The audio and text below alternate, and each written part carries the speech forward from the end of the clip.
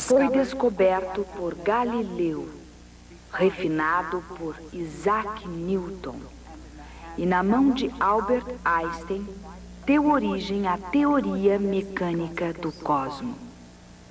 Foi um dos mais profundos mistérios em toda a física.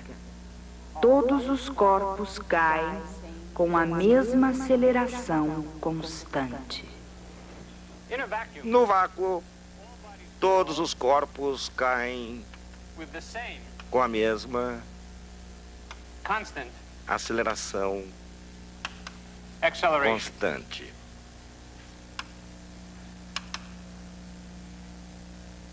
Essa é a lei dos corpos em queda. Não parece alguma coisa para se ficar muito excitado.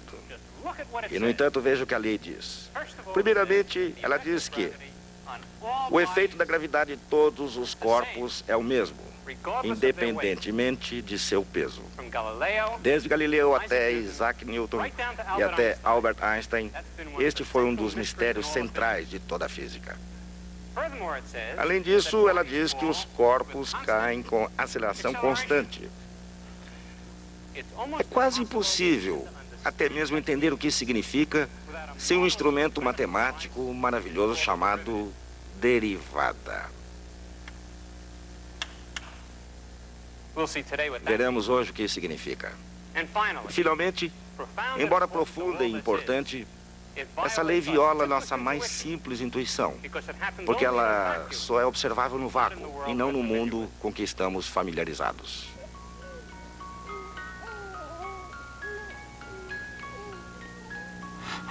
Para todos nós, o efeito da gravidade terrestre foi, provavelmente, o primeiro encontro com as leis da natureza.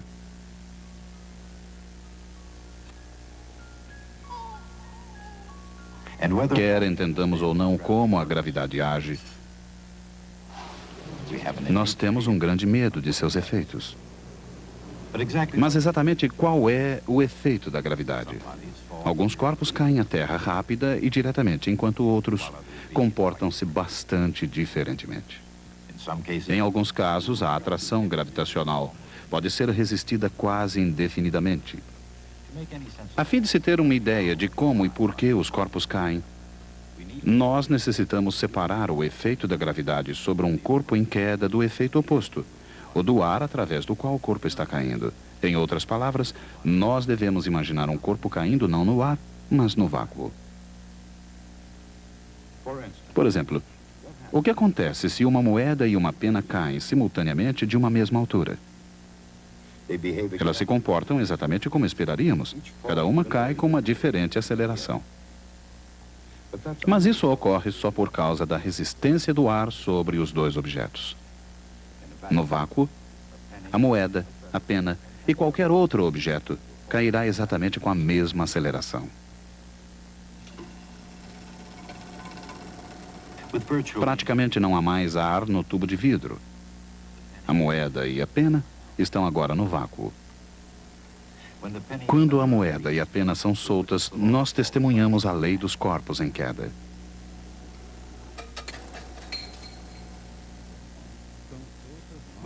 Sem o efeito da resistência do ar, em outras palavras, no vácuo, todos os corpos, independentemente de seu peso, cairão exatamente com a mesma aceleração.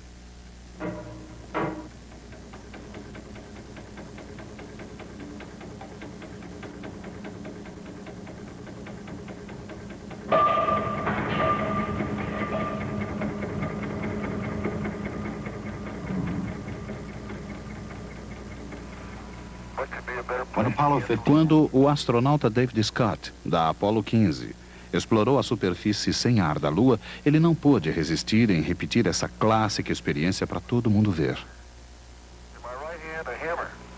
I guess one of the reasons we got here today was because of a gentleman named Galileo a long time ago, who made a rather significant discovery about falling objects in gravity fields.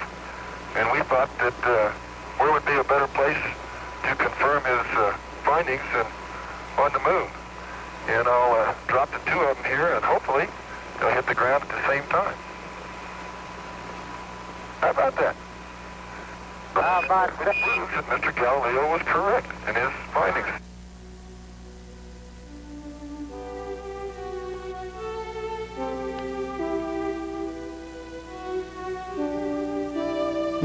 O senhor Galileu estava correto.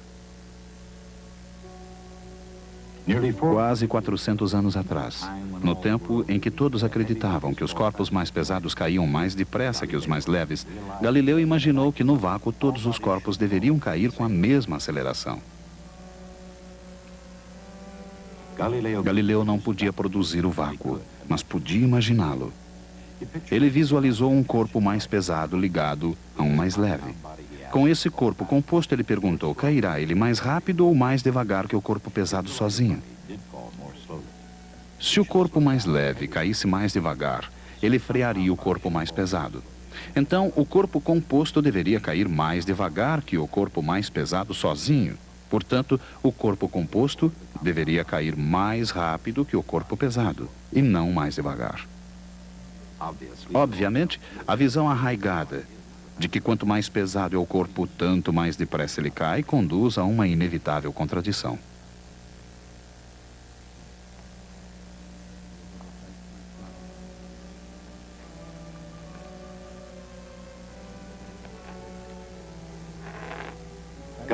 Galileu imaginou que a única visão logicamente aceitável seria de que todos os corpos, independentemente de seus pesos, caem exatamente com a mesma aceleração, desde que os efeitos da resistência do ar sejam removidos.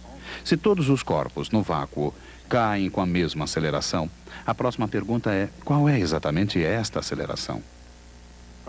A partir de experiências comuns, nós efetivamente sabemos algo sobre corpos em queda. A velocidade dos corpos em queda aumenta conforme eles caem. Isso quer dizer que eles estão sendo acelerados, caindo cada vez mais depressa. Mesmo antes de Galileu, alguns estudiosos tentaram formular uma descrição desse movimento acelerado. Cerca de 100 anos antes, Leonardo da Vinci fez seus próprios estudos sobre corpos em queda, talvez levado pelo seu sonho de voo humano.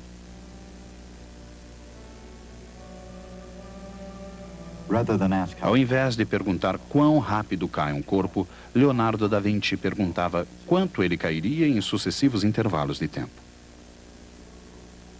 Sua teoria de um movimento acelerado foi que um corpo cairia distâncias maiores em intervalos de tempo maiores. Ele previu que essas distâncias seguiriam a ordem dos números inteiros. Isto é, uma unidade de distância no primeiro intervalo de tempo, 2 unidades de distância no segundo intervalo de tempo, e assim por diante.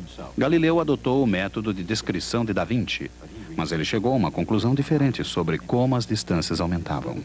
Ao invés de crescerem segundo a ordem dos números inteiros, a teoria de Galileu era de que, em intervalos sucessivos de tempo, as distâncias deviam crescer segundo a ordem dos números ímpares, caindo 1 unidade de distância no primeiro intervalo de tempo, 3 unidades de distância no segundo intervalo de tempo, 5 unidades de distância no terceiro intervalo de tempo, e assim por diante.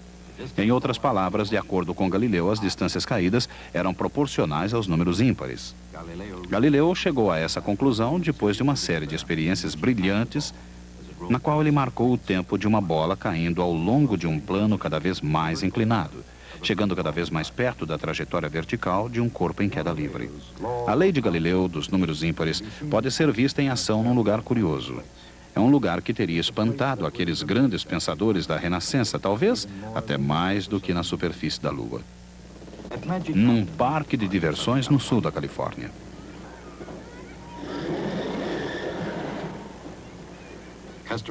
Os frequentadores pagam com prazer pelo privilégio de serem lançados através do espaço sob a influência da gravidade.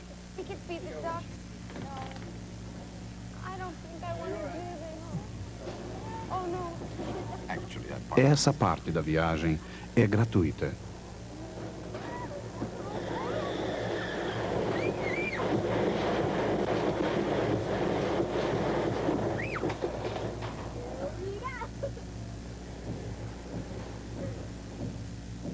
Na verdade, os frequentadores do parque pagaram por uma prova de sobrevivência.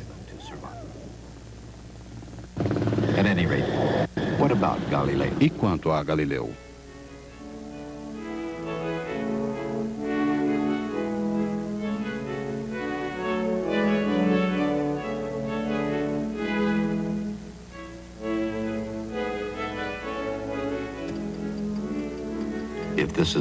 Se essa é uma unidade de distância, esta deveria ser 3. Esta deveria ser 5. E assim por diante.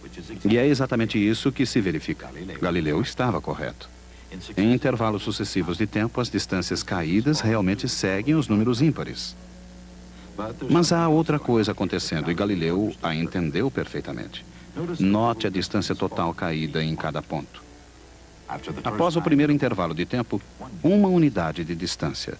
Após o segundo intervalo, 4 unidades de distância. Após o terceiro intervalo, 9 unidades de distância. Após o quarto, 16 unidades. Em outras palavras, ao fim de cada intervalo de tempo, a distância total caída é de 1, 4, 9, 16, 25 e assim por diante. Esses números são claramente quadrados perfeitos. Assim, a distância de queda é proporcional ao quadrado do tempo de queda. E dessa forma, a lei de Galileu pode ser escrita por uma simples equação, usando-se S para a distância e T para o tempo. S de T igual CT ao quadrado. Isso significa que estamos falando de distância como função de tempo. A distância S aumenta conforme o quadrado do tempo T. Esta constante C é numericamente igual à distância que o corpo cai no primeiro segundo. E é 16 pés, ou seja, pouco mais de 5 metros.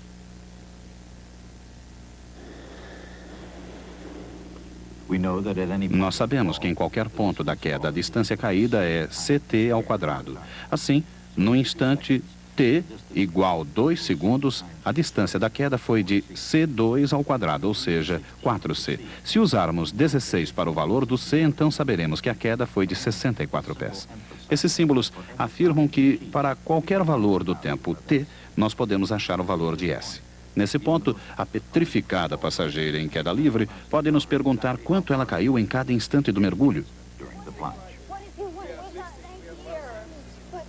Um passageiro mais perspicaz pode querer saber também quão rápido ela está caindo. A velocidade é a distância caída dividida pelo tempo da queda. Se o corpo caiu 64 pés nos 2 primeiros segundos da queda, então a velocidade média da queda foi de 32 pés por segundo. Mas esta é apenas sua velocidade média durante os 2 primeiros segundos. No começo, ela estava ainda parada. No fim de 2 segundos, ela estava caindo muito mais depressa do que 32 pés por segundo. Obviamente, o que essa pessoa realmente quer saber não é a velocidade média, mas a velocidade exata num dado instante. No entanto, se nós tentarmos usar a mesma equação, dividindo a variação da distância pelo intervalo de tempo, teremos sérios problemas. Em qualquer instante durante a queda, digamos exatamente no instante 1 segundo e meio, a variação de distância de queda e o intervalo de tempo são nulos. Assim, uma fórmula que determina a velocidade dividindo-se a variação de distância entre os pontos A e B pelo intervalo de tempo é de pouco uso se tivermos o ponto A, mas não um ponto B separado. Para piorar a situação, o numerador e o denominador da fração seriam nulos, e é claro que dividir por zero é um desastre em matemática. À primeira vista, talvez, a expressão velocidade instantânea pareça uma contradição. No entanto, o bom senso nos afirma que um objeto em movimento deve ter uma certa velocidade em qualquer instante. O problema é algo mais que um jogo de palavras. É um dilema que intrigou os matemáticos por milhares de anos, mas existe uma maneira de resolvê-lo. Ao invés de perguntar pela velocidade instantânea num exato momento t, nós podemos perguntar qual é a velocidade média da mulher entre o instante t e h segundos mais tarde, no instante t mais h. Agora, o intervalo de tempo é simplesmente de h segundos. Se a distância de queda para qualquer instante t é ct ao quadrado, a distância de queda num instante t mais h é ct mais h ao quadrado.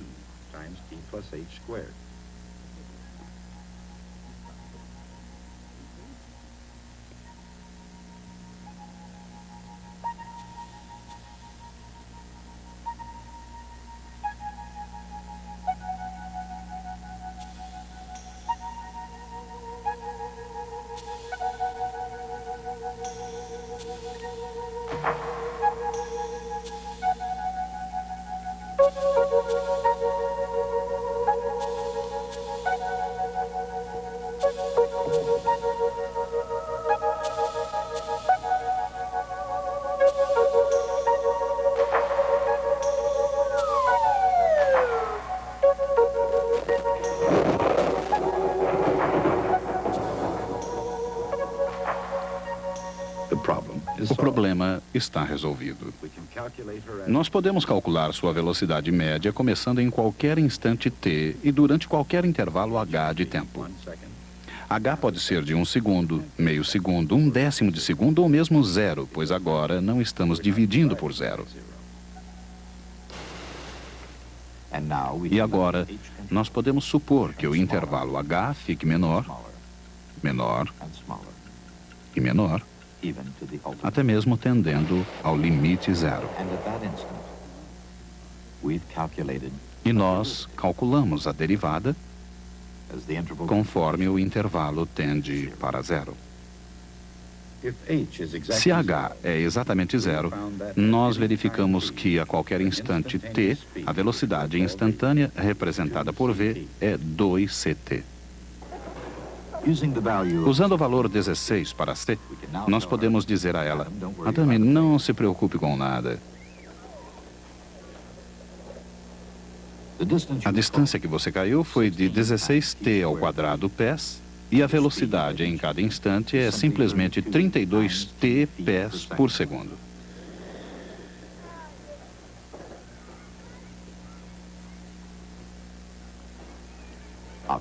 Obviamente ela está impressionada. Como você conseguiu calcular tudo isso? Ela pode perguntar. Não foi nada demais. Tudo que nós fizemos foi inventar a derivação. Na linguagem comum, derivação significa originando de, como bombom é um derivado de chocolate. Mas em matemática, a palavra tem um sentido técnico preciso, que é o seguinte: é a razão com que alguma grandeza está variando. A velocidade da mulher em queda é a derivada de sua distância desde o topo. Em outras palavras, a velocidade é a derivada da distância. Inicialmente, quando discutimos a sua velocidade média, nós estávamos praticamente fazendo álgebra, simplesmente substituindo letras por números na equação v igual a distância dividido por tempo. Mas quando começamos a trabalhar com intervalo de duração h, com h tendendo a zero, nós estamos calculando a derivada e ingressamos no mundo do cálculo diferencial. Cálculo diferencial é o processo matemático que usa as derivadas. O processo para calcular uma derivada chama-se derivação. É claro que o conceito de derivada não se aplica apenas a um corpo em movimento. De forma geral, uma derivada poderia ser calculada para representar a taxa de variação da densidade de população dos delfins em função da temperatura do oceano, ou a taxa de variação do volume de um balão em função de sua área superficial, ou a taxa de variação do preço da pizza em função de seu diâmetro. Em outras palavras, a derivada pode ser calculada para quase todas as situações em que uma quantidade varia enquanto outra aumenta ou diminui.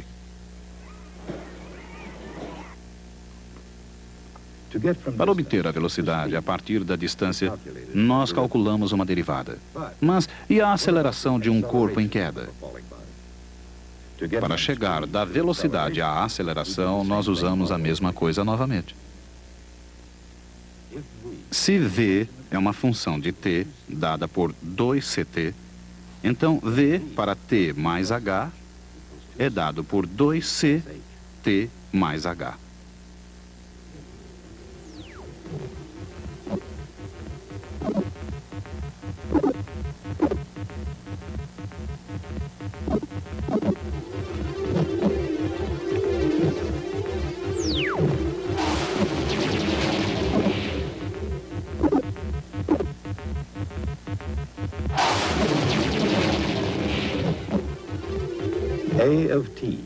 A de t é igual a 2c, mas eis o que aconteceu.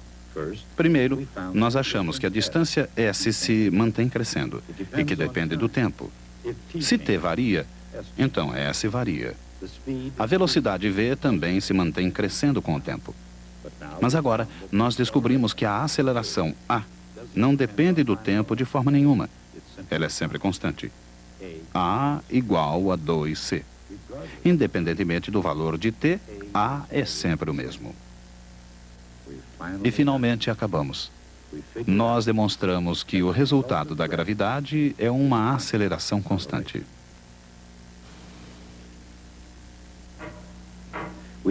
Nós conseguimos responder a 3 questões sobre corpos em queda. Quanto, quão rápido e quão rápido ele cai mais rápido.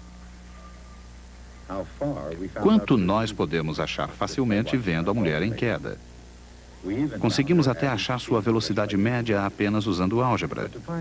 Mas para descobrir precisamente quão rápido o corpo cai em cada momento e para descobrir quão rápido ele cai mais rápido, nós necessitamos uma ferramenta matemática nova e maravilhosa, a derivada. Utilizando a derivada, nós conseguimos o método mais elegante para descrever o movimento de queda. Corpos caem com aceleração constante e como essa aceleração é importante, ela tem um símbolo, um G minúsculo. E G igual 2C. Agora nós podemos colocar as 3 asserções sobre corpos em queda na sua forma final. Nós substituímos C por G sobre 2.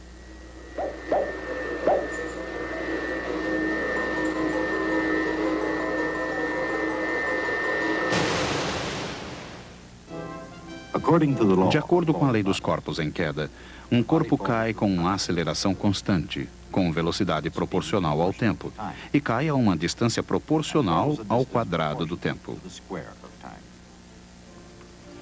Esse tipo de movimento se chama movimento uniformemente acelerado.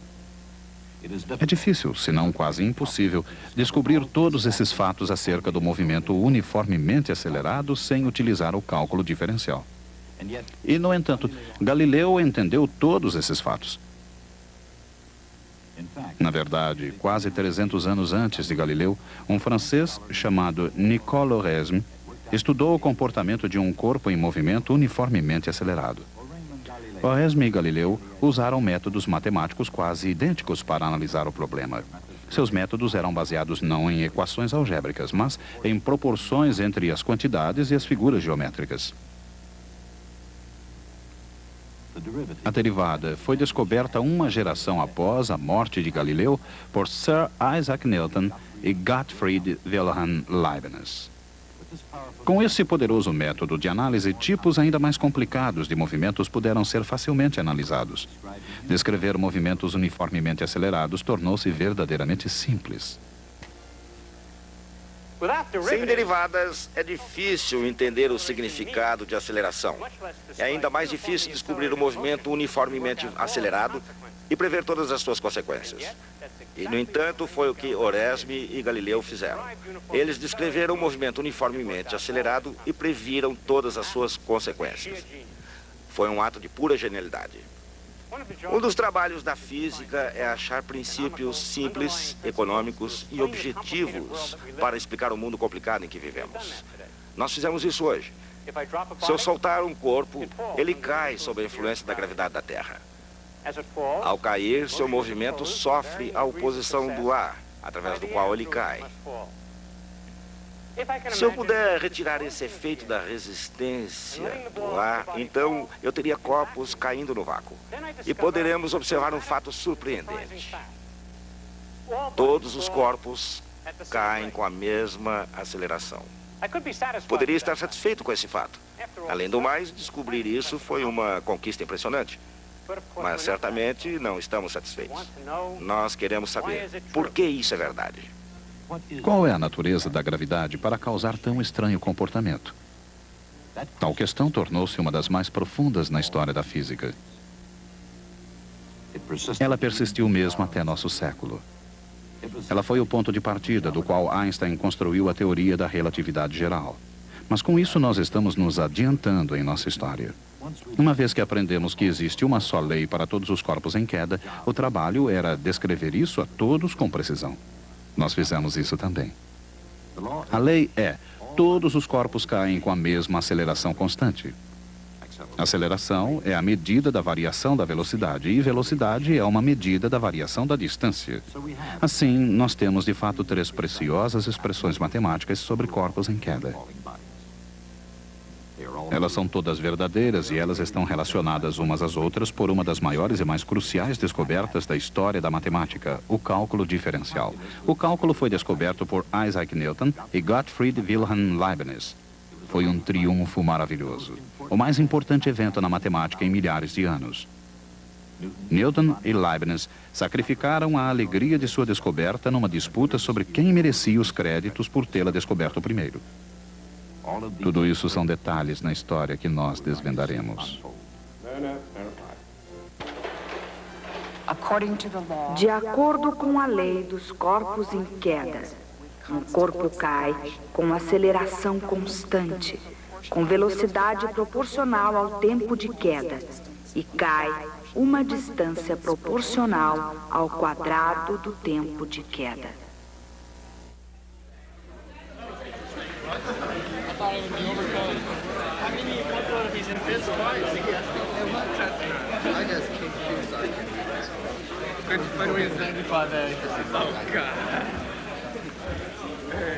What?